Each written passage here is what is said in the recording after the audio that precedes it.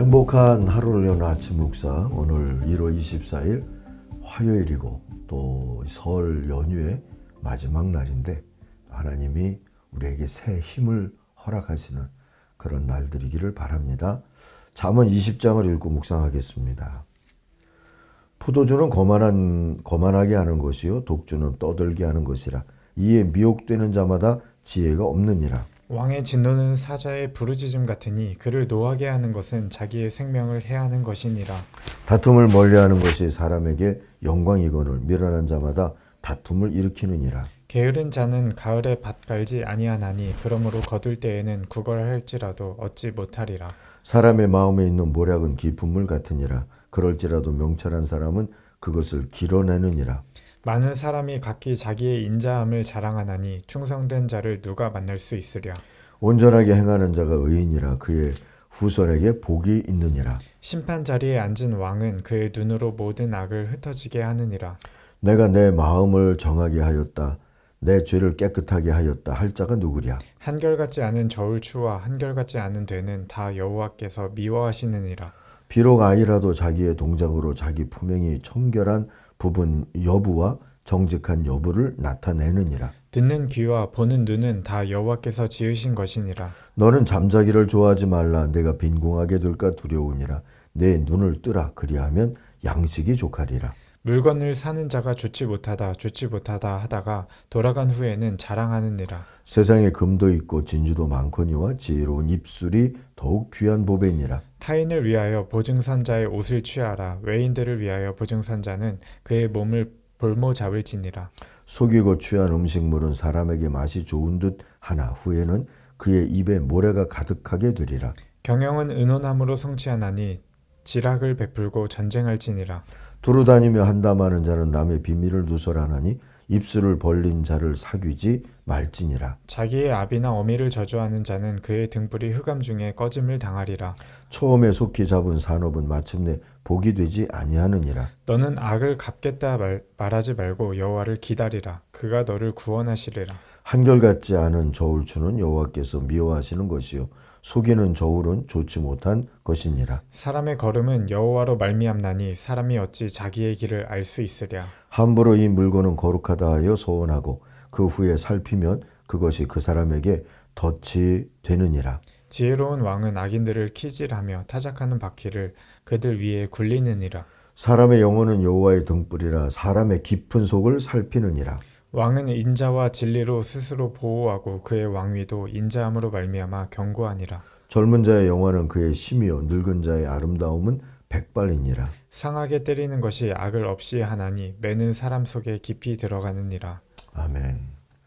흐르는 강물처럼 오늘 묵상의 제목입니다. 요절 11절 12절 읽겠습니다. 비록 아이라 해도 자기 행위로 사람됨을 드러낸다. 그 행실을 보면 그가 깨끗한지 더러운지 올바른지 그른지 알 수 있다. 듣는 귀와 보는 눈, 이 둘은 다 주님께서 지으셨다. 잔느 귀용은 인간의 영혼은 강물과 같아서 바다와 같은 창조주 하나님께로 흘러간다 라는 말을 했어요. 귀용은 흐름의 양태는 다양하다고 보았죠. 어떤 영혼들은 무기력하게 흐르는 강물 같아서 자주 좌절하고요.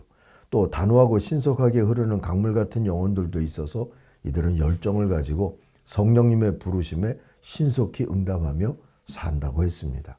한편 앞뒤 없이 성급히 밀어제치며 흐르는 강물 같은 영혼도 있는데 이들은 교만하다 싶을 만큼 서두르면서 시끄럽기 마련이다 했어요. 자, 이 세 부류의 흐름같이 사는 인생길을 오늘 말씀에서도 찾아볼 수 있습니다.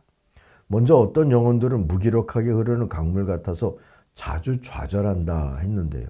3절을 보면 다툼을 멀리하는 것이 자랑스러운 일인데도 어리석은 사람은 누구나 쉽게 다툰다 했어요.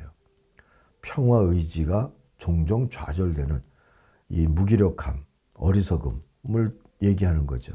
6절 보시면 스스로 성실하다고 말하는 사람은 많으나 누가 참으로 믿을 만한 사람을 만날 수 있느냐. 공동번역을 한번 읽어볼게요. 이 6절을 우의를 지킨다는 사람은 많으나 정말 믿을 사람을 어디서 만나랴 그랬습니다. 의리와 우위를 지키면서 살겠다는 의지를 갖고도 종종 넘어지는 게 인생이죠. 13절 보면 가난하지 않으려면 잠을 좋아하지 말고 먹거리를 풍족히 얻으려면 깨어있으라 했습니다. 성실 의지도 종종 좌절되지 않습니까? 16절 남의 보증을 선 사람은 자기의 옷을 잡혀야 하고 모르는 사람의 보증을 선 사람은 자기의 몸을 잡혀야 한다 그랬어요. 냉담할 때 냉담하지 못한 그러한 우리의 또 우유부단함도 보여지죠. 19절 험담하며 돌아다니는 사람은 남의 비밀을 새게 하는 사람이니 입을 벌리고 다니는 사람들과는 어울리지 말아라. 자, 고독 의지가 종종 좌절되는 사람이 좋은 이웃이나 친구가 되기는 어렵죠. 자, 어떤 면에서 보면 이런 모습들이 다 우리들의 모습일 수 있어요. 성령의 역사를 의지하지 못하면 우리들이 마음을 먹고도 의지를 갖고도 종종 지켜내지 못하는 그러한 어리석음이 노출되곤 합니다. 성령의 역사를 의지하고 주님께로 바다 같은 주님께로 단호하고 신속하게 흘러가는 강물 같은 영혼들이 있죠. 이들은 열정을 가지고 성령님의 부르심에 응답하면서 삽니다. 성령님의 뜻에 민감하다고 할까요? 자, 어떤 사람들일까요? 5절 보세요. 사람의 생각은 깊은 물과 같지만 슬기로운 사람은 그것을 길어낸다. 생각을 깊이 하고 말하는 사람 얘기하겠죠. 7절 의인은 흠없이 살며 그의 자손이 복을 받는다. 의롭게 살는데 비전을 두고 살아가는 사람들입니다. 11절 비록 아이라 하여도 자기 행위로 사람됨을 드러낸다. 그가 하는 행실을 보면 그가 깨끗한지 더러운지 올바른지 그른지 알 수 있다. 어떻게 생각하면 아이가 드러내는 건 부모의 사람됨이지 않을까요? 부모가 개차반인데도 아이가 사람됨을 잘 드러낸다 싶으면 물론 은혜이겠지만 말입니다. 자, 12절 듣는 귀, 보는 눈 이 둘은 다 주님께서 지으셨다. 이걸 믿고 사는 게 경외심을 품고 사는 지혜로운 사람의 모습이겠죠. 15절 세상에 금도 있고 진주도 많이 있지만 정말 귀한 보배는 지각 있게 말하는 입이다. 3, 4 일원의 의지를 표현한 그런 구절일 수 있을 것 같아요. 오늘도 여러분 이 말은 참인지, 이 말은 유익한지, 이 말은 때에 필요한지 이런 것들을 좀 생각하면서 우리가 말을 한다면 그 말은 금, 진주보다도 더 귀한 보배가 될 줄로 믿습니다. 또 18절 보세요. 계획은 사람들의 뜻을 모아서 세우고 전쟁은 전략을 세워놓고 하여라. 사람과도 소통하고 미래 비전과도 소통하면서 배울 수도 있고 성숙해 갈 수도 있고 또 성실할 수도 있는 그런 길을 성령님과 함께 걸을 수 있기를 바랍니다. 자, 세 번째로는 앞뒤 없이 성급히 밀어제치면서 흐르는 강물 같은 영혼도 있다고 그랬어요. 이들은 교만하다 싶을 만큼 서두르며 시끄럽죠. 뭔가 할 것처럼 요란한데 사실 뒤끝이 별로 없는 그런 모습이죠. 1절 보세요. 포도주는 사람을 거만하게 만들고 독한 술은 사람을 소란스럽게 만든다. 이것에 빠지는 사람은 누구든지 지혜롭지 못하다. 성급하고 요란하고 산만한 원인이 술 취함에 있답니다. 술에만 취합니까? 돈에도 취하고 사람에도 취하고 쓸데없는 것들에 취할 때 이렇게 되죠. 25절 경솔하게 이것은 거룩하다 하여 함부로 소원하여 놓고 나중에 생각이 달라지는 것은 사람이 걸리기 쉬운 올감이다. 그랬습니다. 성격적으로 경솔한 건지 경쟁심 때문에 그리한 건지 모르지만 바탕은 어쨌든 탐욕으로 서운한 거 아니겠어요? 그러고서는 생각이 달라지는. 그 얘기 아시죠? 하나님의 소가 죽었다. 소 2마리가 태어났는데 하나는 제 거고 하나는 잘 키워서 주님께 드리겠습니다. 근데 한 마리가 어느 날 병들어 죽었어요. 아이고 하나님 어떡합니까? 하나님의 소가 죽었습니다. 그랬다고요. 우리의 소원이 늘 이렇게 되기가 쉽다는 우리의 죄성이 우리 안에 있죠. 21절부터 23절도 한번 보세요. 처음부터 빨리 모은 재산은 행복하게 끝을 맺지 못한다 했어요. 출발이 욕심, 탐욕, 끝이 행복할 수 없다 하는 거죠. 22절, 악을 갚겠다 하지 말아라. 주님을 기다리면 그분이 너를 구원하신다. 분노와 복수심에 이리 뛰고 저리 뛰고 결국은 하나님을 믿지 못해서 그리 될 수 있는 거죠. 23절, 귀곡에 맞지 않은 저울추는 주님께서 미워하신다. 속이는 저울은 나쁜 것이다. 거짓과 사기성으로 이룬 부를 하나님은 나쁘다 하십니다. 자, 이렇게 오늘도 우리의 영혼은 하나님을 향하여서 흘러가야 될 터인데요.